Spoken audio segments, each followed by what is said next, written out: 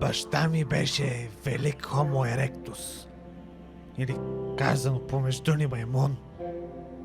Той винаги ни учеше да преследваме мечтите си до край. И естествено, в нас беше надеждата да унищожим хората, защото те не представаха да ядат от нашите банани. Баща ми се научи да стреля с оръжията на хората и събра група от маймуни, с които атакуваха Лос Сантос, където обаче моят баща геройски е загинал. Някои казват, че маймуните не са последвали баща ми, но аз не го вярвам, защото след това аз отидох при неговите шимпанзета и атакувахме заедно Лос Сантос. Технически те не ме последваха, но стояха просто на едно място. Вече съм тук. Технически те не ме последваха, но стояха просто на едно място. Вече съм тук. Почти 2 години. И съм убеден, че моите шимпанзета правят всичко възможно, за да ме измъкнат. Момчета, къде избяга малкия? Не знам, брато, май да ни донесе банари, аз не знам. Мето се на баща си, същия смелчага. И знаете ли кое е най-смешното нещо?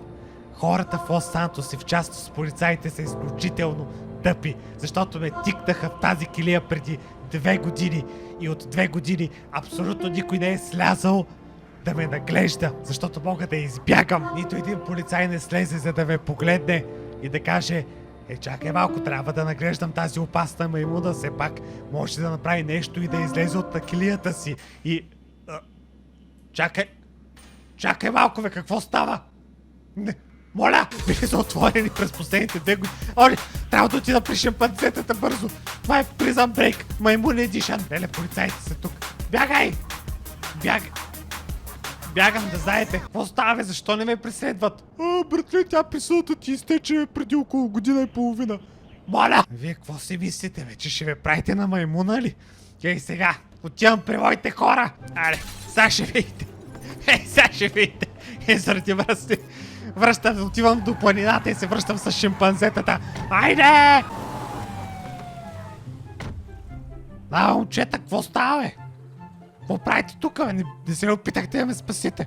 Брате, то никой ни каза, че трябва да мърдаме от тук. Оле! Както и да е. Добре, както и да е. Оставяме нещата в миналото. Сега е времето да слезем до града и да ги ударим, докато не очакват. Докато бях в панделата, успях да гепна това. Момент. Какво е това, брато? Прича на много дълъг банан. Караш го това отпред. След това се прицелваш тук едно копче и го натискаш.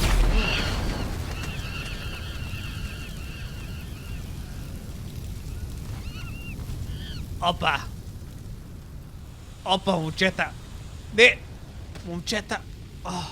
Какво стана, бе? Оле, майко, изчезва.